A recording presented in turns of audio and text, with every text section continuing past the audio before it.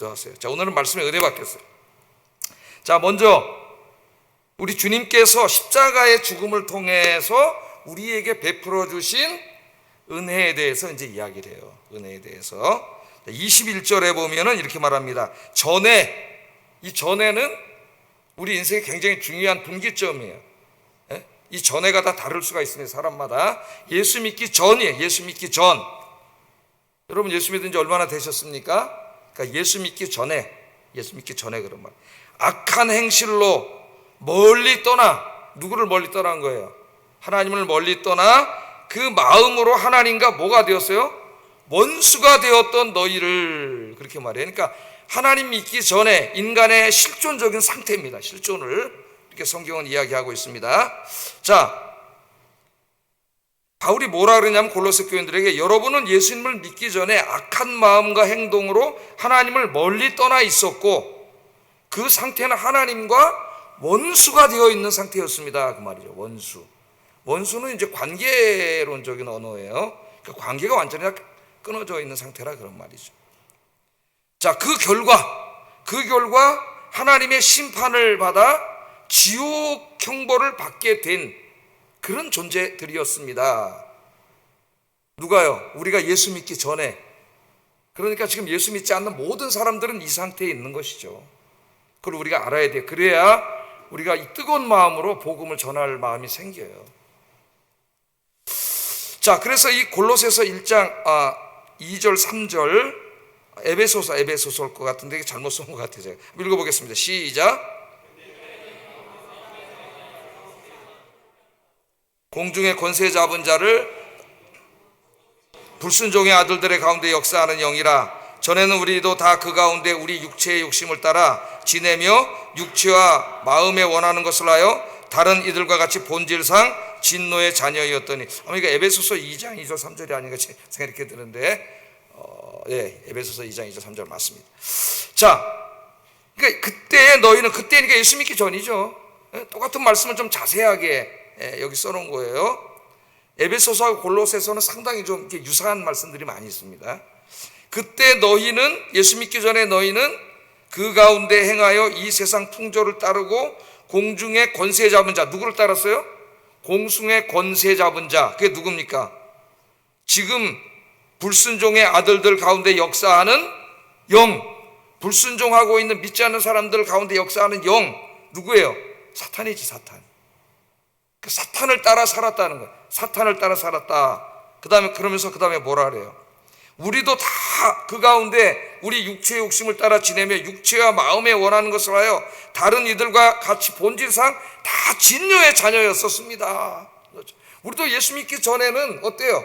공중의 권세 잡은 자의 마귀에게 지배를 받으면서 마귀에게 끌려다니면서 이 육신의 탐욕과 욕심에 따라 살다가 엄청나게 많은 죄를 짓고 그렇게 살다가 그 본질이 하나님의 진노를 받게 돼 있는 그런 상태에 있었 사람들이었습니다. 그렇게 얘기해요. 우리가 예수 믿기 전에 그런 상태였다는 거예요. 그러니까 내가 예수 믿고 구원받은 은혜가 얼마나 큰가를 알려면은 예수 믿기 전에 있는 우리의 실존을 알아야 돼요. 실존이. 지금 예수 믿지 않는 사람들이 지금 돈도 있고 권력도 있고 세상에 많은 것들을 가지고 굉장히 대단한 것 같지만은 인생이 그렇게 길지 않습니다, 여러분. 짧아요. 좀 있으면 죽어야 돼요. 근데 그 사람들의 실존이 지금 어떤 상태에 있는 거예요? 어둠의 권세자에게 지배돼서 그 탐욕과 욕심을 이루려고 계속 죄를 짓고 살고 있는 상태. 그래서 하나님의 진노하에 있는 상태라는 거예요. 진노하에 있는 상태. 그런 상태에 있다는 것을 이야기하고 우리도 예수 믿기 전에는 그런 상태에 있었습니다. 그렇게 얘기하는 것이죠. 자, 로마서 1장 32절도 한번 읽어보겠습니다. 시작.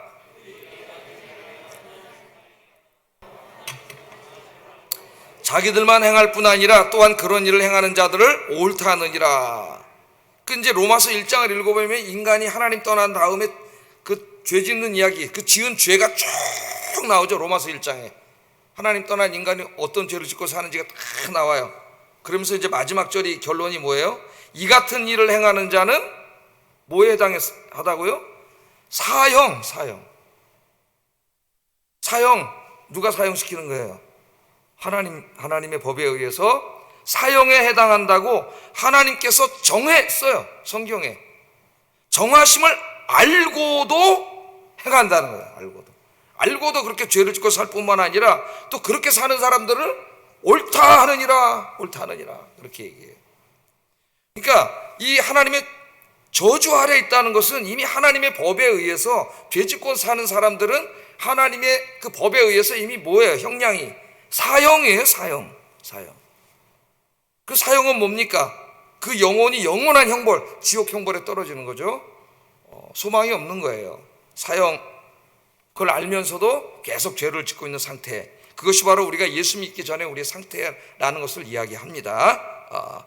그게 이제 오늘 21절에 전에 악한 행실로 멀리 떠나 마음으로 원수가 되었던 너희, 그 다음에 이제 우리에게 임한 하나님의 은혜를 말씀하시는데 그 다음에 뭐라 그래요? 너희를 이제는 언제예요? 여러분 예수 믿고 구원받은 때죠. 이제는 그의 죽음으로 말미암아 화목하게 만들었다. 누구랑 화목하게 한 거예요? 하나님과 화목하게. 누구의 죽음으로? 예수님의 죽음으로. 예수님이 십자가에서 대속적 죽으심으로 하나님과 우리가 원수지간이었는데 하나님께서 그 관계를 예수님의 십자가의 죽음으로 화목하게 하셨다. 그렇게 이야기해서 여기에 이 구원을 화목이라는 언어로 사용하고 있습니다. 화목도, 원수도 관계적인 언어고 화목도 관계론적인 언어예요. 그래서 우리가 조금 이 십자가에서 이루신 구원의 축복과 은혜를 로마서로 쭉 읽어보면은 두 가지로 얘기해요.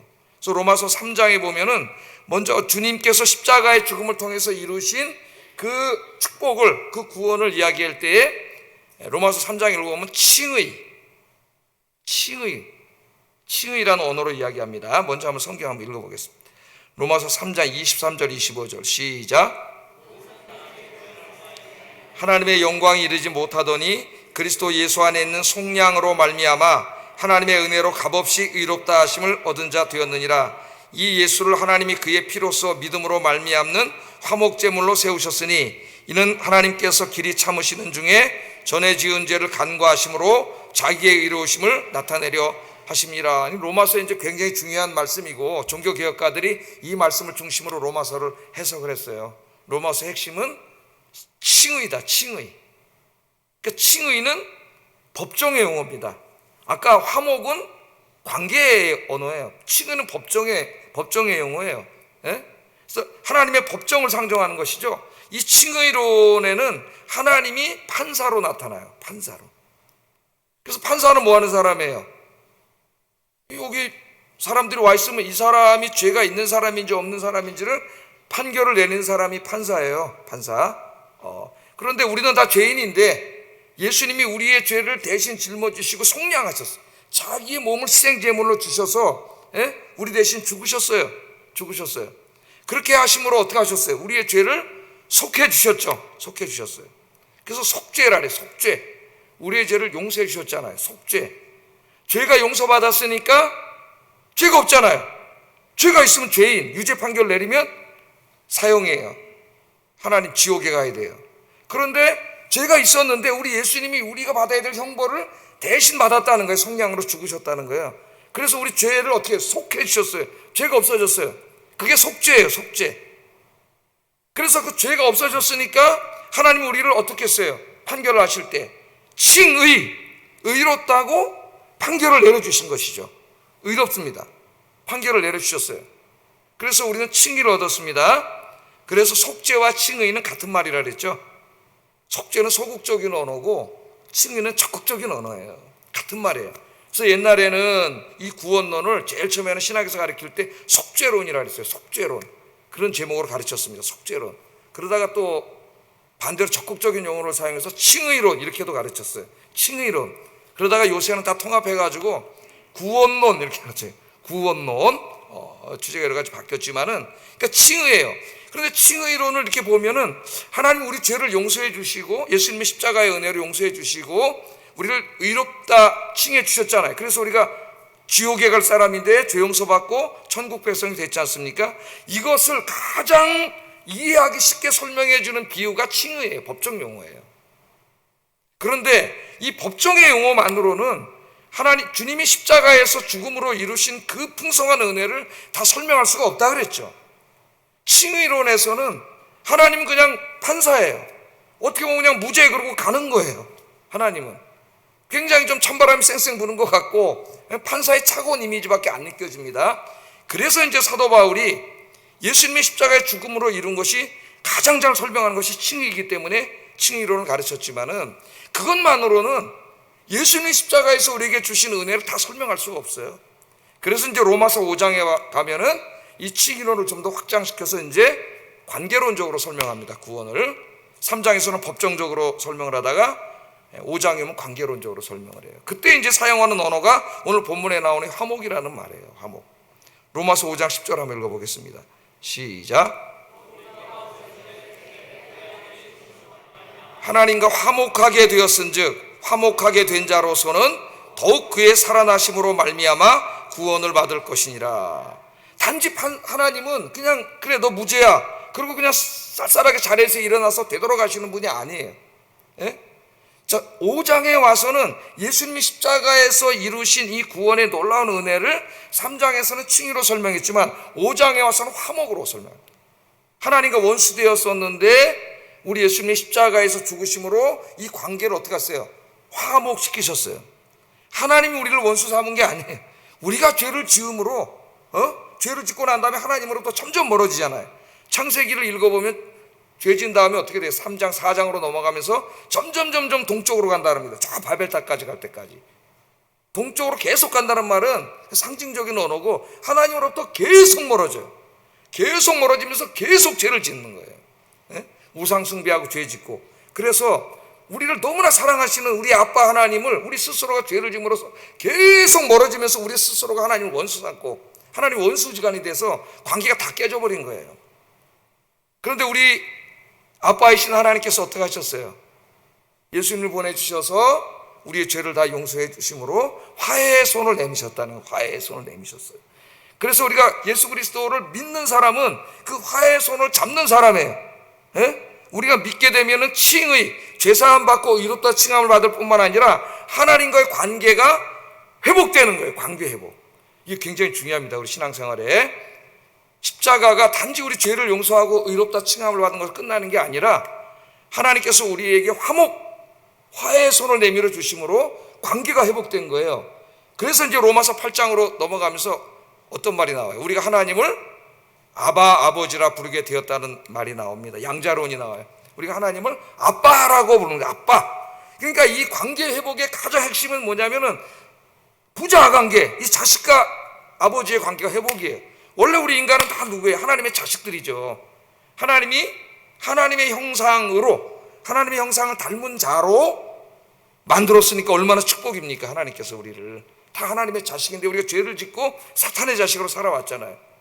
그런데 예수님이 십자가에서 우리 죄를 짊어지시고 죽으심으로 그래서 우리가 그 예수님을 믿을 때에 하나님이 우리의 화해의 손을 내밀어 주셔서 죄만 용서해 주신 게 아니라 다시 아들로 받아주신 거죠. 아들로. 그것을 가장 이 드라마틱한 그림으로 보여주는 게 탕자의 비유예요. 탕자의 비유. 집 나가서 막 하나님한테 자기 주장하고 집 나가서 살던 그 아들이 나중에 돼지 그 열매 먹고 살다가 나중에 아버지께로 돌아올 때 아버지가 나가서 그 따뜻한 품으로 안아주시잖아요. 안아주시는 그 따뜻한 아버지, 그분이 누구세요? 하나님이시죠. 이걸 가장 드라마틱하게 보여주는 게 탕자의 비유예요. 탕자의 비유. 그래서 우리가 예수 믿고 구원받았을 때에 단지 죄 용서받고 나 이제 칭의 이렇게 되었어, 그걸 그거 단지 하는 사람이 많아요. 그게 아니에요.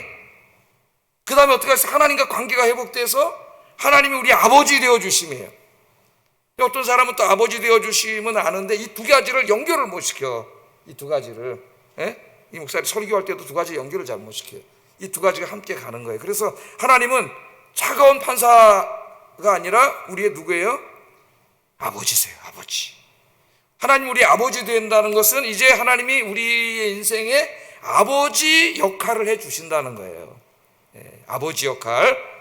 요새 아버지 중에 어떻게 아버지가 아버지 역할을 다 못해서 아버지에게 상처받은 자녀들이 많아가지고 아버지 역할을 해준다 그러면 은혜를 못 받는 사람들이 있어요. 아버지 역할을 해준다고? 그럼 나 하나님 안 믿을래. 진짜 그런 사람이 있었어요. 하나님이 아버지 같은 분이라면 나는 하나님 안 믿겠다 그런 사람도 있어요. 여기 아버지는 어떤 아버지예요? 온전하신 아버지, 그런 아버지가 아니라 정말 우리 사랑하시는 진짜 아버지.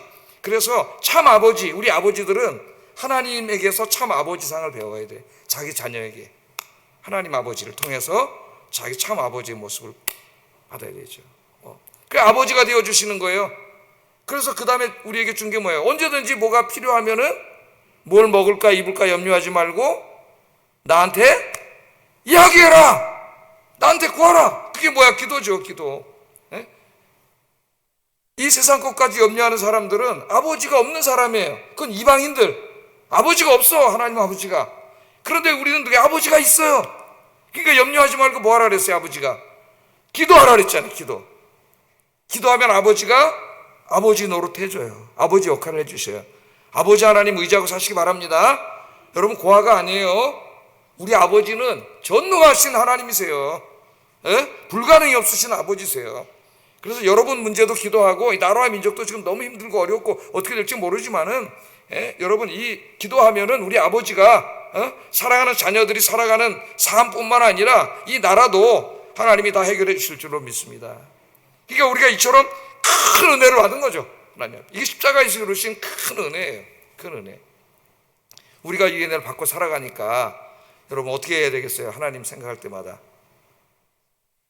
감사하고 살아야지. 감사하고 불평불만하지 말고 이 은혜를 깨닫지 못하기 때문에 불평불만하고 사는 거예요. 하나님이 아버지인지 모르기 때문에 걱정하고 염려하고 불안하고 이렇게 살아가는 거예요. 하나님 여러분 아버지십니다. 아버지. 아버지예요. 우리 육신의 아버지는 뭐 사랑한다 하더라도 능력이 전능하지 않아서 내 부탁을 다 들어주지 못하지만은 하늘에 계신 아버지는 다 들어주시는 줄로 믿습니다. 그래서 아버지께 구하라 그랬잖아요. 아버지께 구하라. 자, 이렇게 이제 하나님이 우리에게 베풀어 주신 은혜를 바로 하나님과 원수 되었던 우리들을 하나님과 화목하게 해줬다는 이 짧은 한 문장, 한 말씀에 지금 제가 설교한 내용이 다 들어가 있는 거예요. 이 말씀으로 사도가 이야기하고 그 다음에 이제 우리를 이렇게 구원해 주시고 우리의 아빠가 되어 주신 하나님께서 우리에게 원하시는 것이 있어요. 원하시는 거. 그걸 얘기해요. 이제 우리에게 원하시는 거. 오늘 그걸 제가 이제 설교 제목으로 삼았는데요. 우리에게 원하셔요. 우리에게 큰 은혜를 베풀어 주셨어요. 여러분은 이제 죄 사함 받았고 의인이 되었습니다. 하나님 나라의 백성이 됐을 뿐만 아니라 하나님의 자녀가 되었고 하나님 우리 아빠가 됐어요. 그러니까 아빠가 됐으니까 이제는 지금도 도와주시지만은 나중에 하나님 나라가 임하면은 어떻게 돼요? 하나님 나라의 상속자가 돼요. 상속자. 그래서 로마서를 읽어보면 바울이 또 상속자라는 언어로 이 축복을 많이 설명합니다. 아버지가 하나님이잖아요. 그냥 자식이 상속을 받는 거예요. 그 이 땅에 뭐 땅 1000평 만평 그 정도가 아니에요. 하나님 어떤 복을 주실지 아버지가 우리에게 상속해 주셔요. 이렇게 큰 은혜를 주신 하나님이 오늘 본문에 보면 우리에게 원하는 게 있다래요. 원하는 게. 이제 우리에게 원하는 게 있어요. 은혜는 다 베풀어 주셨어요. 우리 너무나 감사해. 근데 이 아빠 하나님 우리에게 원하는 게 있어요. 원하는 거 그게 22절 하반절 한번 읽어보겠습니다. 시작.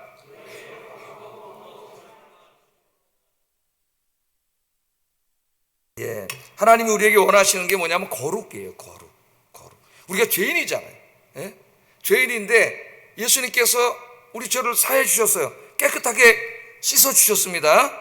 그래서 우리 하얀 세마포 옷을 입은 것으로 그렇게 성도들은 하얀 세마포 옷을 입은 것으로 계시록에 표시하고 있죠. 하얀 옷을 입었는데 근데 여러분 이제 우리가 이 땅에 살아가다 보면 어떻게 다시 다시 때도 묻고 김치국물도 튀고 이렇게 죄를 짓잖아요. 우리가. 그래서 하얀 세마포 옷이 얼룩덜룩 더러워져요. 그래서 오늘 하나님 우리를 깨끗게 해주셨는데 이제 하나님이 원하시는 건 뭐냐면은 우리가 거룩하게 사는 거예요. 거룩하게. 그래서 너희를 거룩하고 흠없고 책망할 것이 없는 자로 하나님 앞에 세우기를 원한다. 하나님 앞에 세우기를 원한다. 이제 우리에게 이 큰 복을 주셨는데 우리가 나중에 이제 하나님 앞에 설 때에 여기는 이제 그 현재적인 의미도 있고 미래적인 의미도 있습니다. 현재적인 의미라는 것은 매일매일 하나님 앞에 우리가 실존적으로 설 때에 거룩하게 서는 것이고, 종말론적인 의미, 미래적인 의미라 하면 나중에 이제 하나님 앞에 섰을 때 정말 중요하죠. 예? 그때 거룩한 하얀 세마포 옷을 입고 서게 되기를 원한다는 거예요. 서게 되기를 원한다, 그렇게 얘기하고 있습니다. 여기에 이제 거룩하고 흠이 없이 세운다는 이 말은 구약의 희생제사에서 나온 말입니다. 그러니까 하나님께 우리가 드리는 제물은, 하나님께 드리는 예물은 어때야 돼요? 거룩하고 흠이 없어야 돼요. 흠이 없어야 돼요. 최상의 것을 하나님 앞에 드려야 됩니다. 최상의 것은 아까우니까 쓱 빼놓고 흠결이 많은 걸 하나님께 갖다 드리면 안 되죠. 말라기에서 보면 참 걸반 말이 나오잖아요. 예? 하나님 어떻게 하라 그랬어요? 이렇게 막대기를 세워놓고 11조를 낼 때에도 요 밑으로 양이 지나가잖아요. 양이 하나 둘 셋 넷 지나가다 10번째 지나가는 게 11조입니다 11조. 그럼 믿음이 있는 사람은 어떻게 하느냐? 살찌고 기름진 양을 딱 데리고 있다가 10번 9명 지나가면 10번째 그걸 딱 넣어서 하나님께 최상의 것을 드려요. 이 최상의 것이 이제 거룩하고 흠이 없는 예물이에요. 그런데 믿음이 없는 사람은 어떻게 해요? 예? 아예 없는 사람은 그것도 안 드리겠지만은, 그게 아까운 사람은 좀 병들고 약하고 좀 상품 가치도 없고 그런 양을 하나 떡 여기 빼놨다가 9마리 지나가고 10마리째 지나갈 때 그걸 툭 밀어넣어가지고, 그게 누구예요? 아이고 10번째 지나갔네? 이게 누구 거라고? 하나님 거라고. 예? 그래서 말라기 서를 읽어보면 하나님이 뭐라 그랬어요? 그 병들고 약한 양을 너희 왕에게 갖다 바쳐봐라. 그가 받겠냐? 하나님 그러죠? 어디 하나님 앞에 그런 걸 갖고 오냐? 하나님 그러잖아요. 예? 말라기서 다 읽어보셨죠? 네 총독에게 갖다 바쳐봐라. 그걸 받겠느냐? 그래서 우리가 하나님 앞에 드릴 때는 항상 거룩하고 흠없는 최상의 것을 드려야 돼요. 우리 어머니들이 돈 대리미로 들여서 데려가지고 진짜 그렇게 드리려고 했던 그 마음으로 하나님 앞에, 그 뭐 액수가 뭐 많고 적은 걸 말하는 게 아닙니다. 과부의 두 랩돈 하나님 기뻐하셨잖아요. 왜? 그 예물이 하나님 사랑하는 마음으로 정성을 다해서 자기가 다 드린 거죠. 모든 재산을. 그게 바로 뭐예요? 흠없이, 거룩하고 흠없이 드린 거예요. 그런데 이제는 그 예물이 아니라 누구를? 우리를, 나 자신을 하나님 앞에 그렇게 드리라는 거예요. 그 제가 늘 강조하지만은 하나님 앞에 내가 드릴 때에 가장 중요한 제물은 헌금이 아닙니다, 여러분. 뭐예요? 나 자신이에요. 변화된 나 자신. 하나님 앞에 드리는 가장 중요한 게, 여기에 이제 영적인 면도 있고 도덕적인 면도 있습니다. 영적인 면이라 하면 이제 우리의 신앙과 관계된 것들이죠. 영적인 면에서 하나님보다 우리 돈을 더 사랑하고 세상을 더 사랑하고, 그럼 영적으로 더럽고 흠결이 있는 거예요. 그게 우상숭배한 거예요. 그래서 영적으로도 거룩하고 흠이 없어야 되고, 도덕적으로는 우리의 삶이죠. 그 도덕의 원리는 뭐예요? 성경 말씀입니다, 여러분. 우리 인간의 철학이나 이런 도덕 철학의 그런 내용이 아니에요. 우리의 도덕의 기원이 놓은 표준은 하나님의 말씀이 훨씬 심한 하나님의 말씀. 여기에 영적으로 도덕적으로 하나님 앞에 설 때 흠결이 없어야 된다는 거예요. 거룩하게 세우기를 하나님이 원하셔. 하나님이 원하시기 때문에 이거는 하나님이 다 만들어주는 게 아니고 어떻게 돼요? 우리의 의지적인 노력이 필요한 거예요. 우리의 의지적인 노력이. 우리는 가만히 있고 맨날 죄 짓는데 하나님이 다 또 빨래해주고 그러는 게 아닙니다, 여러분. 우리가 세마포 다 들이펴놨는데 내가 다 빨아줄게, 너는 아무것도 하지 마. 하나님 그렇게 말씀하지 않았어요. 하나님 원하신다 그랬어요. 원하신다는 건 누가 하기를 원하는, 내가 하기를 원하는 거지. 엄마가 너 공부하기를 원해. 그럼 공부 누가 해야 돼? 엄마 해주는 거예요? 아들이 해야 되는 거잖아요, 자식이. 마찬가지예요. 우리가 빨아야 돼, 이것을.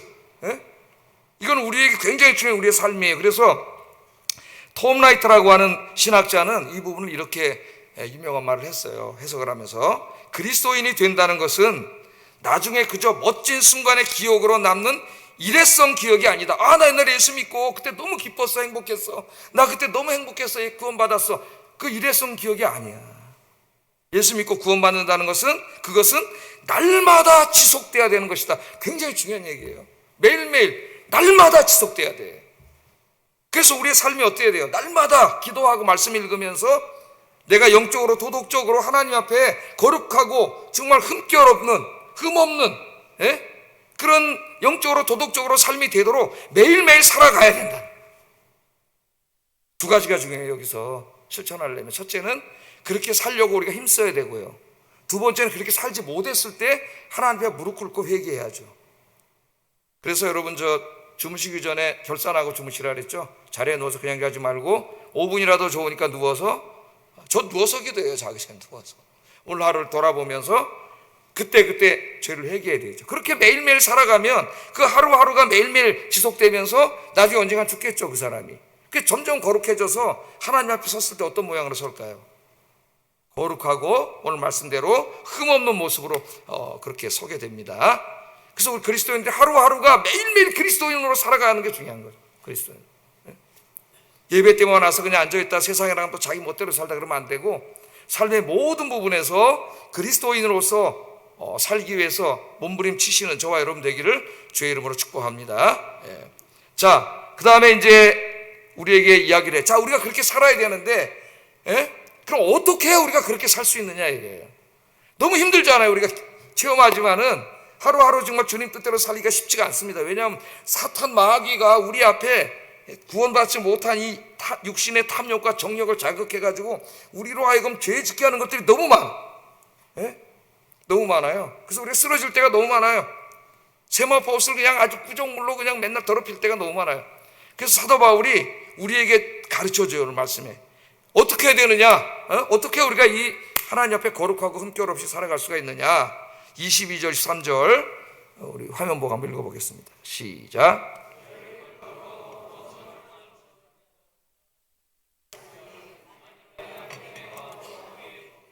너희 들은 바 복음의 소망에서 흔들리지 아니하면 그러하리라. 아멘. 자, 오늘 뭐라 그래요? 너희를 거룩하고 흠없고 책망할 것이 없는 자로 그 앞에 세우고자 하시는데, 그걸 원하시는데, 만일 이걸 이루려면 어떻게 살아야 된다고 이 땅에서요? 너희가 믿음에 거하고 믿음의 터 위에 굳게 서서 너희가 들은 바 복음의 소망에서 흔들리지 않아야만 그렇게 살 수 있다는 거예요. 복음의 소망에서 흔들리지 않아야 돼. 복음의 소망에서. 자, 이 복음의 소망이 뭐예요? 복음, 여러분 예수 믿으면서 여러분이 생긴 소망이 뭐예요? 영생과 천국이죠. 영생과 하나님 나라, 보이지 않는 것들이죠.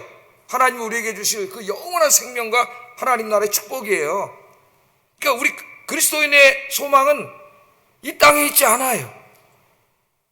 하나님 나라에 있어. 그렇다고 그리스도인들이 이 세상을 무시하는 게 아닙니다. 이 세상은 우리 사명의 현장이기 때문에 하나님이 기뻐하시는 하나님 나라를 만들어가는 데 우리가 힘써야 되죠. 세상 일에도 힘써야 되는데, 그러나 우리 궁극적인 것은 뭐예요? 하나님 나라예요. 하나님 나라. 아까 제가 이제 잉크 사러 갔다가 이렇게 나오려고 나오는데 차들이 연말이다 보니까, 야, 요새는 경제가 그렇게 어렵다는데도 그 명품관 안에는, 나는 잉크 사러 들어갔지만은 뭐 그냥 샵땡 뭐땡 뭐 이런 데 있잖아요. 줄을 서 있더라고. 깜짝 놀랐어요. 이 어려운 경우에 줄을 서 있어요. 2명씩 뭐 들어가서 이렇게 보고 나오고 뭐 이래야 되는데 쫙 줄 서 있어요. 그 만년필드에 들어가 보니까 젊은이 둘이 앉아 있는데 어마어마하게 비싼 반지 한 500만 원 정도 될 거예요. 그 두 개를 딱 사가지고 옆에다 딱 놓고 젊은이에요. 아주 젊은이. 또 쑥 나오는데 보니까 또 하필이면 내 앞에 또 그냥 그 포르쉐 그냥 다 천장 열리는 차가 딱 내 앞에 지나가. 우리 사람 웃으면서, 야, 저 사람들은 도대체 뭘 해서 이렇게 돈을 버냐? 뭘 해서 이렇게 돈을 벌었지? 야, 정말 오늘 여기에 이 복음의 소망이 아니라면은, 이게 시험 될 것 같은 말 들어요. 야, 저 사람들에 비하면 어떻게 나는, 저 비참해 보일 수도 있잖아요, 인간이. 그래서 아까 웃으면서 우리 사람 얘기한 게, 야, 복음의 소망에 흔들리면 안 된다. 하나님 나라, 하나님 주실 천국을 우리 상속자잖아. 천국에 대한 소망, 영생에 대한 소망, 하나님에 대한 소망. 할렐루야. 이 소망이 없으면은 저거에 흔들린다니까. 옆집 아줌마 밍크코트에도 흔들리고 탐욕과 욕심 내 마음속에도 막 살아나고. 그거를 너무나 잘 알기 때문에 바울을 통해서 하나님 말씀하신 거예요. 복음의 소망에서 흔들리면은 다시 그런 거룩한 삶을 살 수가 없어요. 돈이 없어서 뭐 죄는 안 된다 할지라도 내 마음이 그렇게 되는 거예요. 마음속이. 그래서 여러분, 우리 그리스도인들의 소망은 이 세상이 아닙니다. 하나님께 소망 두고 영생과 하나님 나라 천국에 소망 두고 이 복음에 대한 소망이 우리 마음속에 가득 차기를 바랍니다. 그러려면 기도해야 돼요. 예? 천국을 소망하고 막 영생을 소망하고 그렇게 살아가야 돼요. 그렇게. 그럼 하나님 또 살다가 또 이쁘셔갖고 또 뭐 그 포르쉐는 아니더라도 여러분 저 뭐 그냥 백이라도 하나님 사주시지 않습니까? 예? 그게 중요하고. 그러니까 복음의 소망에 흔들리면 안 돼. 우리의 소망을 세상에다가 딱 이렇게 고정시키는 순간 거룩하게 살 수 없어요. 우리는 어디다 고정시켜야 돼요? 하나님께 고정시키면 인간이니까 전혀 안 흔들릴 수는 없지만 흔들리지 않아요. 흔들리려고 그러면 또 어떻게 기도하고 또 하나님이 주실 약속의 말씀대로 붙잡고 이게 중요하죠. 복음의 소망. 예? 굳건히 잡으세요. 눈으로 자꾸 세상만 보면 그 세상만 소망으로 보여요. 예? 그럼 절망이 몰려와요. 예? 세상만 보면 소망이 어디 있어요? 다 절망이. 정치도 절망, 경제도 절망, 도덕적으로도 절망. 예? 하나님 바라보면 소망이 있잖아요. 첫째는 복음의 소망에서 흔들리지 않아야만 거룩하게 흠없이 살 수가 있어요. 그리고 두 번째 한 가지를 더 말합니다. 그거는 뭐냐면 이제 우리의 삶을 예? 정말 중요한 일에 집중해야 돼요. 세상이 아니라. 그게 뭐냐? 복음의 일꾼이에요. 복음의 일꾼이 되는 거예요. 하나님의 일을 하는 거예요. 23절 한번 읽어보겠습니다. 시작. 이 복음의 일꾼이 되었노라. 이 복음의 소망에서 흔들리지 말라고 말씀한 다음에 이 복음이 천하 만민에게 전파됐는데 나 바울은 그렇기 때문에 이 복음의 일꾼이 됐다 그래요. 일꾼이 됐다. 사람들이 복음을 받아들이고 복음의 소망을 가질 때에만 이 세상이 흔들리지 아니하고, 그죠? 세상 흔들리고 뭐 다 흔들려도 우리 흔들리지 않아요. 하나님 바라보면 마음이 평안하고 기쁘고 감사하고 영생과 천국 바라보면 소망이 생기고 죽음의 두려움이 싹 사라지고. 할렐루야. 예? 바울처럼 이 세상의 것들 다 바라보면서 내가 이 모든 것들을 다 뭐로 여겼어요? 배설물로 여겼노라. 아멘. 배설물 보고 흔들리는 사람이 있어요, 없어요? 배설물 보고 그런 사람 없죠? 여러분도 기도하세요. 하나님 오늘부터 내 눈을 수술해 주셔서 저기 하는 포르쉐와 제가 오늘 봤던 모든 것들이 샤넬 모든 것들이 뭐로 보이게 해달라고? 배설물로 보이게 하여 주시옵소서. 그래 기도하시기 바랍니다. 그러면서 이제 이 복음의 일꾼이 됐잖아요. 복음의 일꾼이. 그러니까 이제 사도 바울은 세상 일에 집중하지 않고 하나님 일에 딱 집중하니까 한눈 팔지 않는 거예요. 한눈 팔면은 또 거룩하게 못 살아요. 근데 보여 자꾸 눈이 자꾸 보이잖아요. 사람 눈이. 그러니까 집중을 해야 돼요. 그래서 사도 바울도 뭐라 그랬어요? 사도 바울 빌립보서 3장 14절에 읽어보겠습니다. 시작. 하나님이 위에서 부르신 부름의 상을 위하여 달려가노라. 그러니까 바울도 알아요. 바울도 여러분 그 젊은 사람입니다. 나중에 뭐 나이 들어서 60몇 세 이제 순교를 했지만은 그 안 들어오겠어요? 돌아다니는 길마다 바울이 가서 선교한 데는 다 대도시예요. 그 대도시는 다 어디에 고린도 이런 데 다 일 뭐 하는데요. 그 항구 도시고 엄청나게 음란한 도시들입니다. 그리고 신전에 가면 성창들이 많아가지고 그 신전에 가서 그런 음란한 행위를 하는 것이 그 문화 속에서 죄가 아니에요. 모든 남성들이 하는 일이에요. 그럼 사도 바울이 거기 가서 몇 개월씩 머물면서 복음 전하는데 여러분들이랑 한번 생각을 해보세요. 그 유혹이 없었겠어요? 마귀가 막 엄청나게 막 안 찾아왔겠습니까? 그래서 바울은 어떻게 했어요? 표대를 정했어요. 예수 그리스도 십자가에서 죽으신 예수님께 표대를 정하고 한눈 팔지 않고 달려갔다는 거예요. 그래서 여러분 한눈 팔지 않게 해달라고 기도하시기 바랍니다. 주님만 바라보게 해주세요. 우리 예수님 말씀하셨잖아요. 누가복음 9장 62절 한번 읽어보겠습니다. 시작. 손에 쟁기를 잡고 뒤를 돌아보는 자는 하나님 나라에 합당하지 아니하니라.